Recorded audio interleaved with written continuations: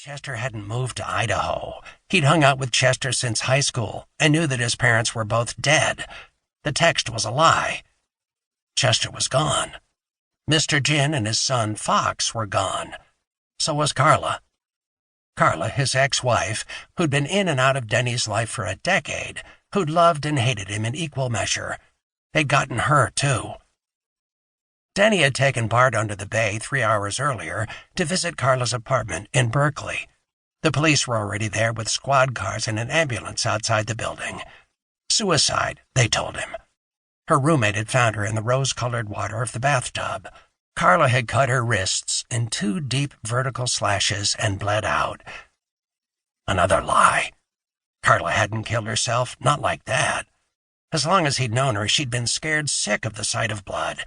Even if she'd intended to kill herself, she would have chosen another way, and she would have left a note to make sure he felt guilty about what she'd done. No, she'd been murdered, just like the others, Carla, Chester, Mr. Gin, and Fox. To Denny, that meant only one thing. He was next. Denny hurried north through the Chinatown alley. Red and black graffiti painted the brick walls, and empty paper bags made cartwheels along the pavement. Banners with Chinese characters snapped like flags in the stiff breeze. He passed a Christian mission, a tea shop selling herbs and ginseng, a fortune cookie factory. Ahead of him, protesters pounded a war beat on their drums. When he was almost to Jackson Street, a sixth sense made him spin around.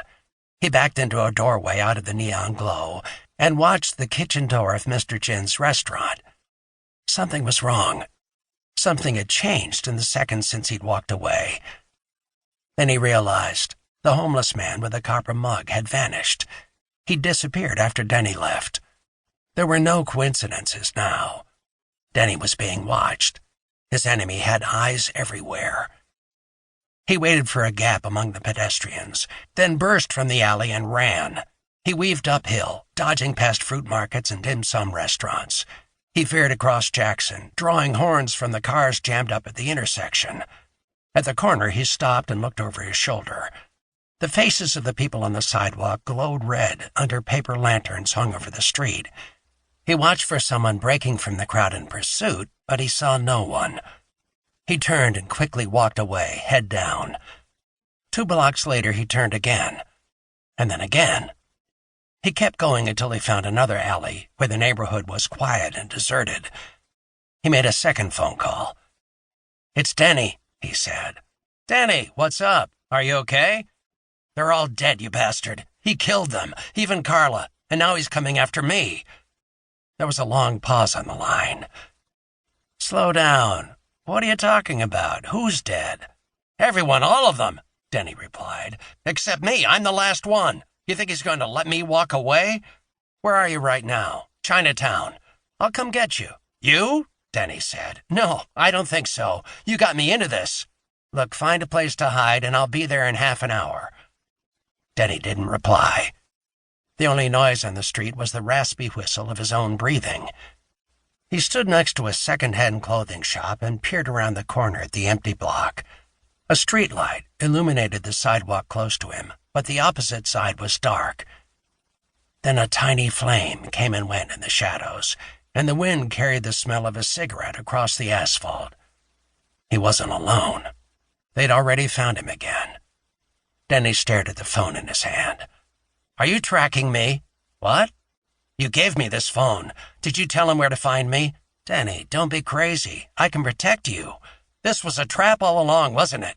Denny insisted. "You're working for him. You planned this whole thing from the beginning."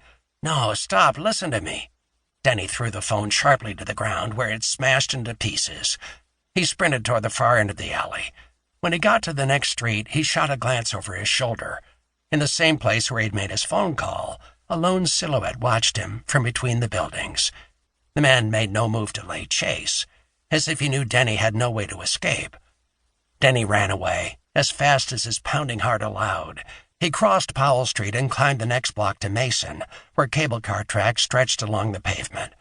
He'd left Chinatown behind him. He was in the Russian Hill neighborhood now. From here, the streets climbed into the sky, as steep as mountains. Muscle cramps tightened around his stomach.